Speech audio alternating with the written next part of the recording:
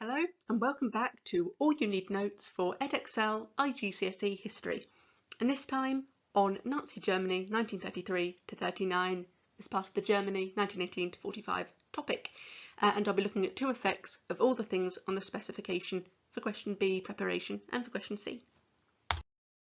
So beginning with the Reichstag Fire. The first effect of the fire was that Hitler increased Nazi support. So the Dutch communist van der Lubbe was found with a packet of matches on the 27th of February 1933 in the Reichstag building, and he was blamed for starting this fire which burnt down the Reichstag, which was the German parliament. And so there was a huge trial and he was eventually beheaded. Hitler claimed that this burning down of the Reichstag was proof that a communist revolution was on the rise, and so he used it as an excuse to arrest 4,000 communist leaders. And people admired his swift action against the communists, which was in stark contrast to what Hebert had done back in the Spartacist uprising in 1919. And so the NSDAP won 288 seats in the March 1933 elections, which were called just days after the Reichstag fire. Hitler used the trial as a propaganda exercise to show how amazing the Nazis were and how they would crack down on the communists. People enjoyed that, and so they became the biggest party in the Reichstag. Second effect was that the Decree for the Protection of People in the State, which is also more simply known as the Reichstag Fire Act, was passed. So Hitler passed this act on the 28th of February, the day after the fire. It shows the very, very swift action he took. He took advantage of the fire and he used it to consolidate his power further. So the act allowed the police to search homes, to arrest people without trial, hence why I arrested the communist leaders. They could ban meetings of opposition parties, which obviously helped in the election, and it ended freedom of speech and freedom of the press. It limited the freedoms that had been set up in the Weimar Constitution. And obviously the rival parties, the KPD, the communists and the SPD, members of these parties were arrested, and so the Nazis had an advantage in the elections because they could put out more propaganda, they could persuade more people to vote for them. The next part then, the Enabling Act. So the first effect of this was it ended democracy in Weimar. So on the 23rd of March 1933, after Hitler has this whopping election victory, he passed this act in Parliament. It suspended the Weimar Constitution, which had been set up, and it allowed Hitler now to make laws without the Reichstag. So it previously had to have a majority in the Reichstag to make laws, or, as we found out, he could use Article 48 with the president. But now he can make laws without either of them. And as a proof of this, the Reichstag only met 12 times during Hitler's rule to 1945. So it showed that it became effectively useless now, that they had no governing power, that they'd voted themselves out of existence. And Hitler also shut down local parliaments. The KPD, the Communist Party, were banned from voting against the Enabling Act. So they weren't allowed into the Reichstag to vote on whether the Enabling Act should be passed. And troops from the Nazi Party stood around the walls of the building and intimidated members from other parties, and so eventually 444 members voted for the Enabling Act. They'd voted themselves out of existence. Second effect was that it gave Hitler greater control of Germany, and he was left unopposed. So Hitler used the ability to make laws without the Reichstag's backing to his advantage. So he banned trade unions on the 2nd of May, and this avoided strikes, it avoided civil unrest, and he could also arrest opposition leaders. In July 1933, he declared Germany a one-party state. So there were no other parties that were able to oppose the NSDAP now. He controlled the laws, there was no opposition, other parties had been banned, and because he had shut down local parliaments, he appointed state governors who were Nazis to make laws in each state, so that now he had local and national powers over Germany, so a great consolidation of power on all levels across Germany. Next thing then, the Night of the Long Knives. So the first effect was that Hitler regained popularity from the army, Hindenburg, and also voters. So the SA, which were seen by the public as thuggish, they were often drunk, they were untrained, they were very, very unpopular. They weren't liked by the public, and they were often out to enforce Nazi rules. And the army especially didn't want, and this is what they feared Hitler was going to do, they didn't want the SA to merge with the army. So on the 30th of June 1934, Hitler arrested 200 SA officers.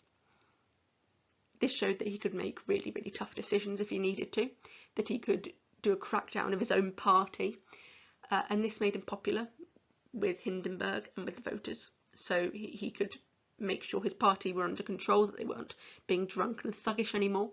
And obviously the army was very, very thankful that the SA wouldn't sully them, they wouldn't be merged together with the untrained thugs of the SA. And Hindenburg himself, who was closely affiliated with the army, also thanked Hitler for this, and so Hitler gained popularity across the board. Second effect was that Hitler gained more control over the SA. So Ernst Röhm had previously been in charge of the SA, and he didn't like a lot of Hitler's affiliations with businessmen and with businesses, and Hitler was a little scared that Ernst Röhm might use his power as leader of the SA to take over him as leader. And so he claimed as an excuse that Röhm and the SA were plotting against Germany. So he used this excuse to execute Röhm. He weakened the SA by arresting the officers, and so now he was at less risk of being overthrown by the SA. They couldn't use their own force against him. And so now he completely controlled the SA. He had great command over the Nazi party as a whole, and he removed un-Nazi behaviour from the SA, so the drunkenness, the thuggishness, homosexuality as well, which was disliked by the middle class. Next part then, the Führer Decree. So the first effect of this was that it secured Hitler's power. So President von Hindenburg died on the 2nd of August 1934. Because the Reichstag had effectively been dissolved, Hindenburg was now the only person who could sack the Chancellor, and Hitler was the Chancellor. Previously, the Reichstag could have sacked the Chancellor if they had a two-thirds majority, but obviously not after the Enabling Act. And so Hitler combined the roles of Chancellor and President into the ultimate role of Führer. So now he was completely in charge of Germany. He couldn't be sacked, and he was the ultimate ruler. He'd eradicated the Weimar Constitution, and now he was taking over Germany completely. The second effect was that Hitler now ensured loyalty. So he made soldiers in the army swear oaths of loyalty to Hitler. So they promised to obey him completely. They weren't swearing to God, they weren't swearing to Germany, they were completely following Hitler's orders. He also did a referendum, and this gave a 90% agreement with the decree. So the public showed that they had confidence in Hitler, that they did like him. Although obviously the SA, during this referendum, they were intimidating voters at polling stations, and 10% still voted against it. And when you're being intimidated, that's quite a significant number. So it did show some members of the public were discontented, they didn't like Hitler, but overall people did follow him, and they did like him. Next then, the police state. First effect of this was that the Nazis gained power over their citizens. So the law itself became fascist. German citizens could be imprisoned without trial, political opponents could be killed. The SS, which was run by Himmler, they arrested political prisoners, they ran concentration camps like the one at Dachau, and they could torture the people there. And Himmler himself supported racial purity, so members of the SS themselves had to be racially pure, had to be heterosexual, Aryan in all possible ways. Second effect was that citizens became terrified of the Nazis. So 2,000 citizens were put in concentration camps. and rumours of what happened here caused fear, so the torture, the horrible conditions, the starvation, and people would come out of these camps completely changed. So people were terrified of what was happening there, and the rumours, the dark rumours were the scariest of all. And you couldn't trust your friends, you couldn't trust your neighbours, because they might report you to the Gestapo and you might go to the concentration camps yourself. So you were less likely to speak out against the Nazis, less likely to disobey them. And every single block of flats had a leader who would report suspicious behaviour to the Gestapo. So human trust between citizens was completely lost. Censorship then. First effect of censorship was that it allowed the Nazis to censor opposing viewpoints.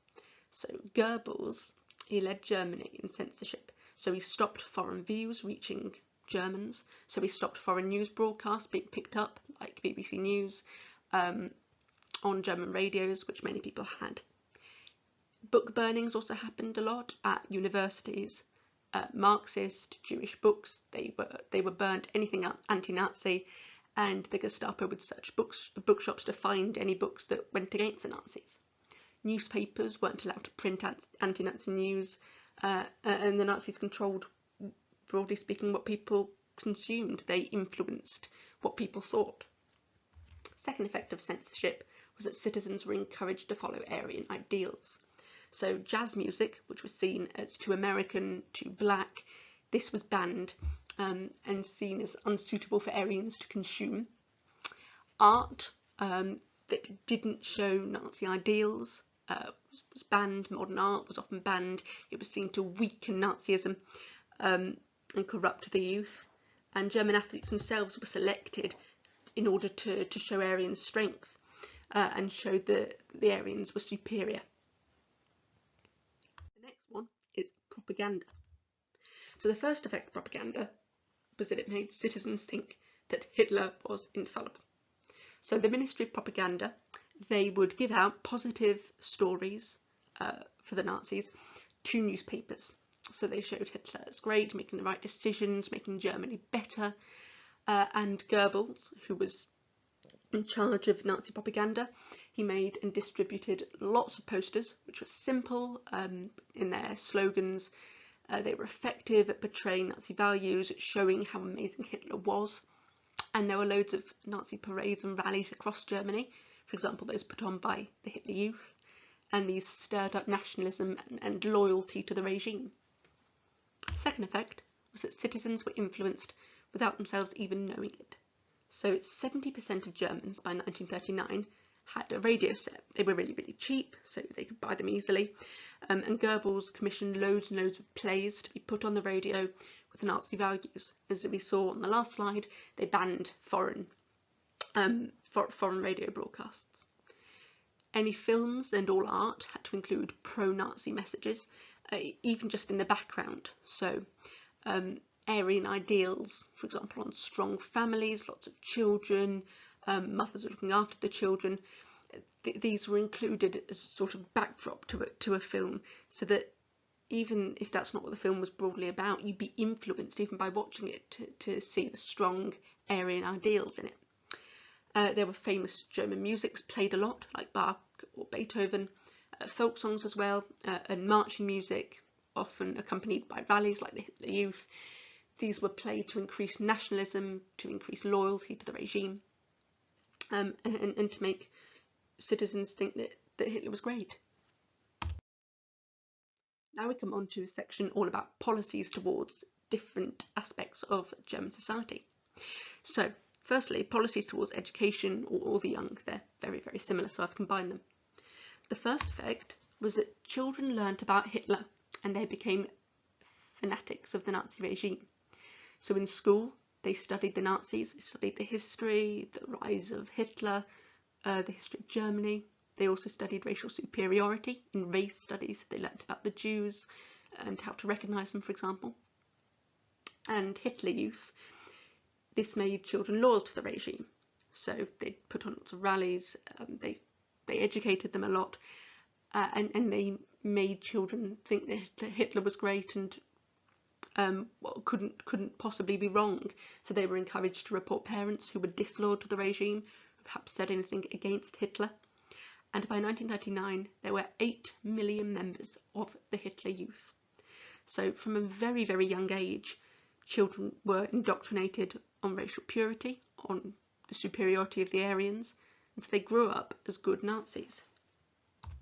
Second effect was that they were encouraged to be good soldiers if they were boys, or good mothers if they were girls. So there were more PE lessons at schools. This helped boys become strong soldiers and girls to become good mothers, so they were able to fight, or they were able to have a good body shape for childbearing. Girls were taught domestic science, so they were taught housework, how to care for babies, how to keep a family in order to become ideal wives in the future. And by 1936, Hitler Youth had become compulsory for all children.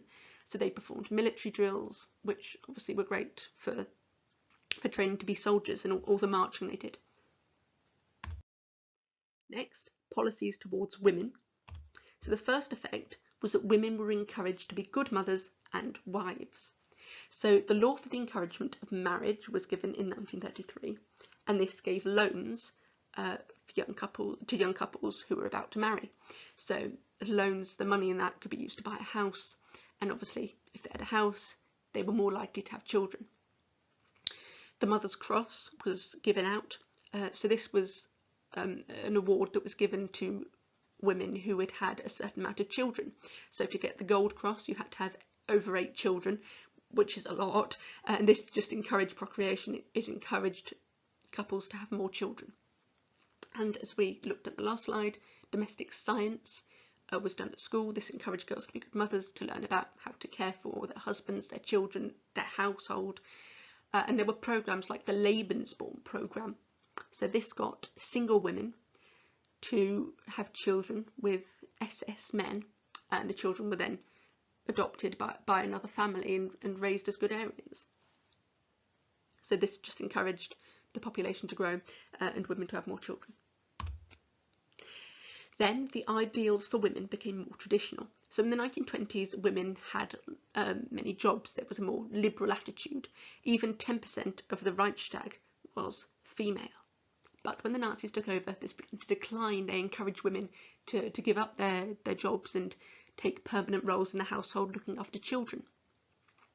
Also ideas on what was socially acceptable changed. So women were encouraged not to wear makeup, not to dress up, not to dye their hair. There were also more conservative values, so women not to be seen smoking or drinking alcohol in public, and they were unable to buy contraception as well, so obviously this led to more children. The next one then, policies towards the churches.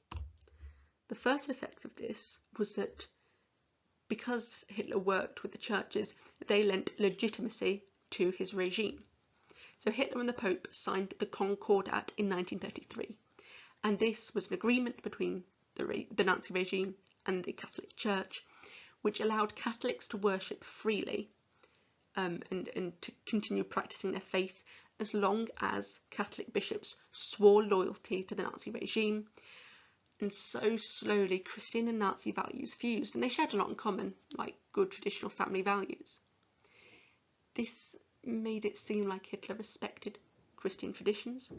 There was less opposition towards Hitler, and he even made, and obviously a different church, but he made a Protestant called Müller, he made him the Reichsbishop of the Nazi regime in 1933 too. So he was working closely with these. They seemed to prop up and support the regime, so more people were likely to support the Nazis because their church was. And flags, well, Nazi flags, swastikas, were displayed in churches. Second effect was that Hitler gained influence from the churches, so the churches lost their influence to the Nazis. So in 1937, Hitler completely changed his mind on the Concordat, and he decided to start attacking the Catholic Church. He cut their funding, he seized property from the Catholics, he began spying on church organisations, and this meant that Hitler completely turned against the Catholics. Some Protestants started to revolt against him, so people like Bonhoeffer, They set up the Confessional Church, which was a church that was anti-Nazi. Hitler shut this down very, very quickly. He executed the leaders of it. And Hitler himself wanted to be the most respected person. He wanted to supersede God. And so, alongside Goebbels' propaganda, he began to displace loyalty from the church. And so, by 1939, only 5% of Germans said that they actually believed in God. So from a very, very Christian nation, he completely swapped the loyalty from the church and to God to himself. Racial policies then. So the first effect of this was that undesirables were seen as inferior and were purged. So a sterilisation law was passed in 1933. It meant that 700,000 people, especially those with mental illnesses or disabilities, were sterilised. In September 1935, they passed the Nuremberg laws. This meant that Jews weren't considered as German citizens and they didn't have the right to vote. Nazis also believed that Jews and Gypsies, they were trying to corrupt Aryans. So intermarriage, as part of the Nuremberg laws, were also banned. So many people were put in concentration camps too, and Jews had to have identity cards. They were seen as second-class citizens. Second effect was that the public were encouraged to hate the undesirables. So propaganda was promoted in public spaces, and it showed the Jews as corrupt, as communists, as capitalists, even though that's contradictory. It's a sort of logic that the Nazis used. There were publications like Der Stürmer, which was a newspaper which was very anti-Jew. There were books, even for children, like The Poisonous Mushroom, that taught them what Jews were like and told them not to trust them. And some specific instances then. So on the 1st of April 1933, the Nazis encouraged shop boycotts. So the SA stood outside Jewish shops and they deterred customers from going into those shops and buying from it. This reduced trade, but it was just for one day, and it actually made the SA more unpopular because they were seen as thugs. So that didn't work. But Kristallnacht, which is a huge event which happened on the 9th to the 10th of November 1938, did begin to change how Germans saw Jews. So the SS and the SA, they went around destroying synagogues, shops, homes belonging to Jews, and in total they killed 100 Jews and beat up many more. Soon after, Jewish children were banned from school. Jews had to pay to fix the broken shops and homes, and this was all in response to one Jew killing a German official while he was out in France.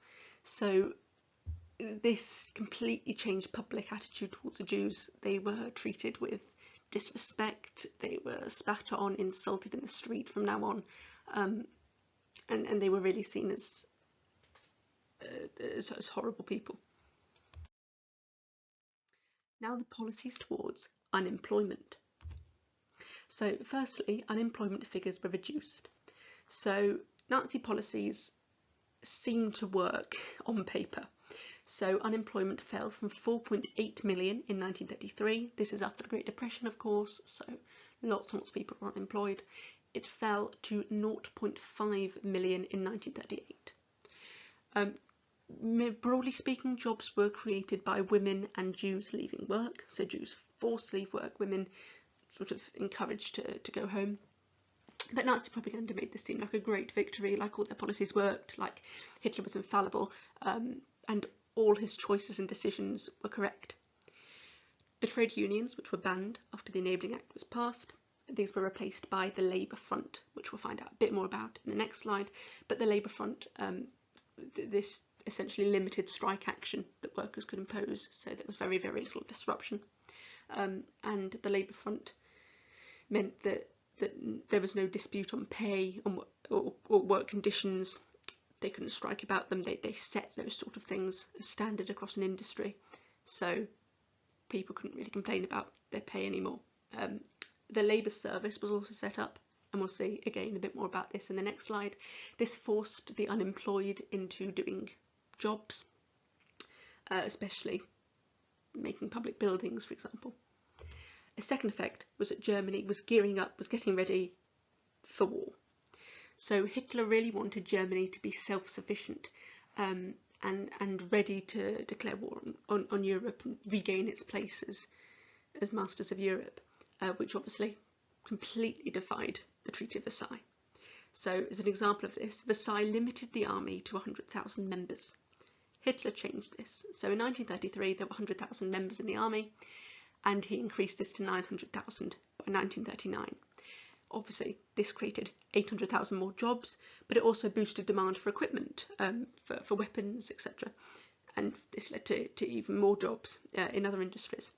Plastic production itself increased by 460%. Again, Germany being self-sufficient, ready for war. It created more jobs. It was just about getting Germany prepared and able to deal with blockages and shortages. So now unemployment regimes. This is just going to be a few bullet points on each one because you need to know about three different things: Labour Front and the Labour Service, which we've looked at, and Strength through Joy. They're unlikely to ask two effects of them. This is just perhaps for a question C, if they ask you which one was the most effective, for example. So just a few bullet points looking at what they did. So the Labour Front, set up in 1933 after the trade unions were banned, and it essentially ensured workers served the Nazis. So they set unemployment rights, they set working hours, they set working pay, they set working conditions, so they laid down what workers were allowed to do, which meant that strikes really couldn't happen. Workers weren't able to dispute these things. They were set in stone. Strength through Joy was a programme and was part of the Labour Front, and this encouraged workers to work harder and essentially to work harder for less pay. So they promoted rewards like cheap theatre and museum tickets to the hardest of workers, so it encouraged people to work harder and get these rewards even if they weren't getting good pay for it. They did offer other things like subsidised cruise tickets, but those were much rarer. It was often just cheap stuff like going to the cinema or to the theatre or to museums. The Labour Service, this was set up in 1933, so it forced unemployed people to do government work. So they went to camps and they did a variety of different work that the government wanted them to do for very, very little pay or food. So from 1935, every single young man was forced to serve in the Labour Service for 6 months. So this in itself was a form of military training. You know, they had to wake up early, they had to do a lot of work. It was all very forced and controlled by the Nazis. But the Labour Service did do a lot of good for the Nazis. So they built a lot of public buildings.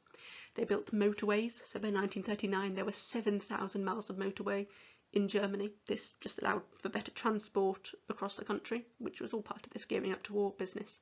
So these are a variety of different things for Germany. And that is the end of this video of all you need notes for Edexcel IGCSE History on Nazi Germany 1933 to 39. This was probably the biggest topic on the specification, and the next one on the war will be a lot shorter. But this is the fourth part of Germany 1918 to 45. Hope you enjoyed it. I hope you found it useful for your revision, especially on your B questions and also your C questions. And if you have, please like and subscribe so that I can make some more of these. Thank you. Bye. Bye.